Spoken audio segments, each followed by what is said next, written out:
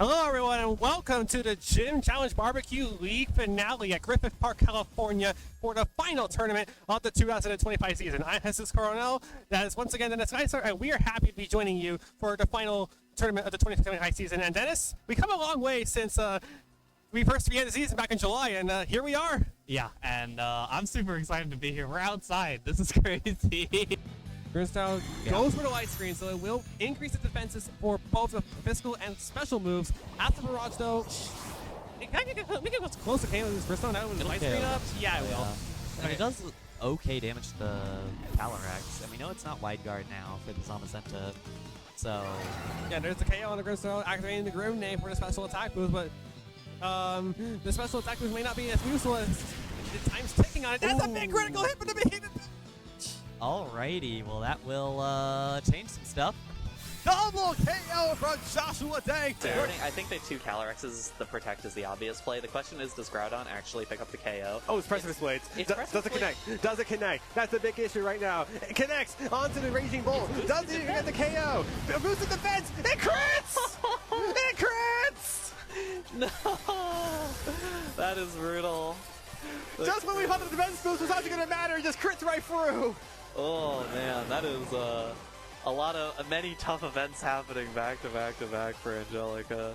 Although you do have to keep in mind the weird interaction of Parting Shot and Hatterene. So No. That interaction's not in play. Neutralizing gas is in play. Neutralizing gas is here. You don't even gotta worry about that. No, so the interaction you're talking about is Parting Shot versus Magic Bounce, where Magic Bounce reflects the Parting Shot back at the Incineroar, which forces the Hatterene switch out. Yeah, but it won't matter in this case, and we'll see, because that's still probably a taunt into that slot, and so we will see it not get affected by taunt. So little damage from that Dazzling Gleam. We do see the Parting Shot, and there you go. Neutralizing gas does not care for Magic Bounce. Yeah, that's it's really weird seeing some of these interactions. Alright, and out comes the Whimsicott into John's Iron Hands, which also is going to have that Quark Drive attack booster.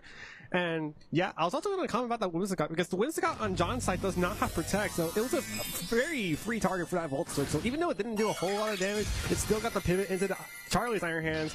And now we are going to see the Terrestrialization on this Ogrefon Heartflame to brilliantly shine that Heartflame mask for an attack boost. Yeah, and for those at home, this is not the Focus Energy Heartflame, that is the one on Charlie's side, but still, this Heartflame's going to do a lot of damage if it takes a hit from Iron Hands. It's attack boosted, it's a Drain Punch, it's a Helping Hand boost, it does not take the hit! Oh, that is a ton of damage. That is an absolute ton of damage. Ageable set to a Frenzy, I think Rayquaza has something to say about that. Yeah. And the Terra comes out, I believe that's from David. It's gonna be the Terra Normal again on, no, it's gonna be Terra Water on Urshifu, actually.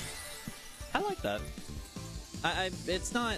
Oh, actually, I'm kind of worried about that, because I wonder if that means it's going to try to go into the Heatran and try to finish that off first.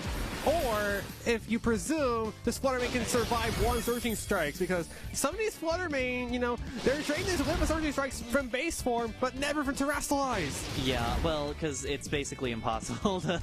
It's pretty much impossible to take a...